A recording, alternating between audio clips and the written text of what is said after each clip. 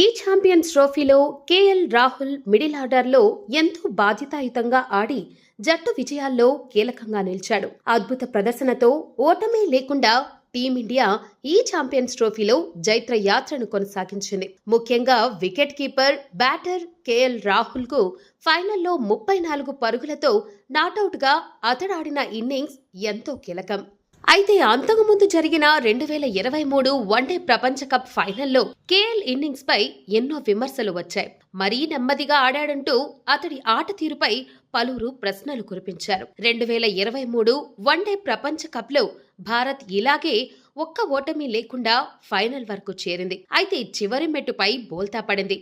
దీంతో ఆస్ట్రేలియా విజేతగా నిలిచింది.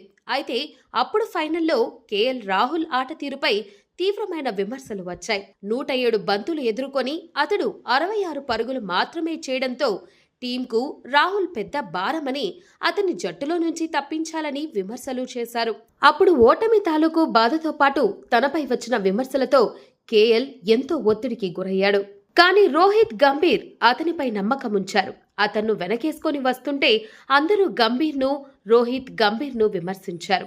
ఆ డిసిషన్ ఎంత కీలకమైందో ఈ ఛాంపియన్స్ ట్రోఫీలో రుజువైంది.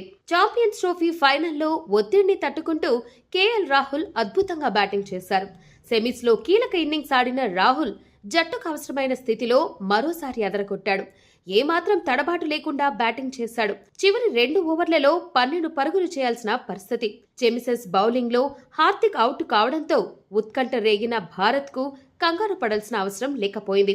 ఆఖర్లలో ఎలాంటి నాటకీయతకు అవకాశం లేకుండా జడేజాతో కలిసి రాహుల్ జట్టును విజయపథంలో నడిపించాడు. బ్యాటింగ్ ఆర్డర్లో అక్షర్ పటేల్ ను పైకి పంపి తనను ఆ తర్వాత ఆడించినప్పటికీ ఏమాత్రం ఆత్మవిశ్వాసం కోల్పోలేదు. బాధ్యతాయుతమైన ఇన్నింగ్స్ ఆడి జట్టు ట్రోఫీని నెగ్గడంలో రాహుల్ కీలకంగా నిలిచాడు.